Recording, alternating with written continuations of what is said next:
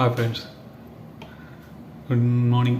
நம்ம morning expect பண்ண மாதிரி மார்க்கெட் ரீடெஸ்ட் எடுத்து மார்க்கெட் இங்கே மூவ் ஆகிருக்கணும். இது நல்ல மூவ்மெண்ட் எடுத்து மேலே போயிருக்கணும். அதே போல் நம்ம சொல்லியிருந்தோம் மார்க்கெட் இதுக்கு கீழே கேண்டில் க்ளோஸ் வச்சா எக்ஸிட் ஆகிடுங்கன்னு. இதுக்கு கீழே க்ளோஸ் வச்சாச்சு. நீங்கள் எக்ஸிட் பண்ணுறதுனா எக்ஸிட் பண்ணிடலாம். அப்படி இல்லைன்னா 15 பாயிண்ட்ஸ் ஸ்டாப் லாஸ் போட்டு வெயிட் பண்ணலாம். ஏன்னா மார்க்கெட் இந்த லெவலை சப்போர்ட் எடுத்துகிட்டு அகெயின் இந்த லெவலில் சப்போர்ட் எடுத்துகிட்டு மேலே போகலாம். அப்படி இல்லையானா மார்க்கெட்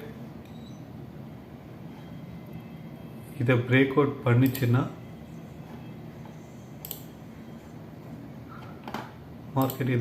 பண்ணிச்சுன்னா கேண்டில் அகைன் ரீடெஸ்ட் எடுத்து புட் சைடுக்கு ஃபோக்கஸ் பண்ணலாம். ஸோ வெயிட் பண்ணுங்கள். மார்க்கெட் 15 பாயிண்ட்ஸ் நீங்கள் ஸ்டாப் லாஸ் போடுறீங்களா, இல்லை இந்த லெவலை பிரேக் அவுட் பண்ணிச்சுன்னா இந்த லெவல் கேண்டில் ஒரு பிரேக் அவுட் பண்ணிச்சுன்னா அகெயின் ரீடெஸ்ட் எடுத்து புட் சைடுக்கு ஃபோக்கஸ் பண்ணலாம். ஓகே ஃப்ரெண்ட்ஸ், ஸோ சேஃபாக ட்ரேட் பண்ணுங்கள்.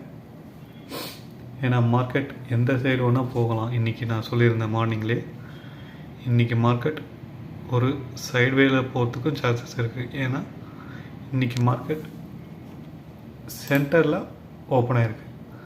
இந்த ட்ரெண்ட் லைனில் சென்டரில் ஓப்பன் ஆகிருக்கிறதால மார்க்கெட் மூமெண்ட் கொடுத்து மேலே போகலாம்.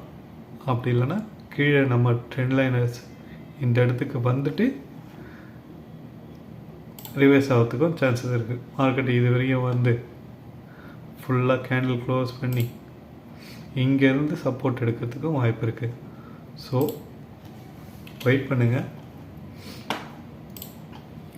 ஸோ நம்மளோட ஸ்டாப் லாஸ் 50 தான் கால் சைடில். அது வரையும் வெயிட் பண்ணுவோம்.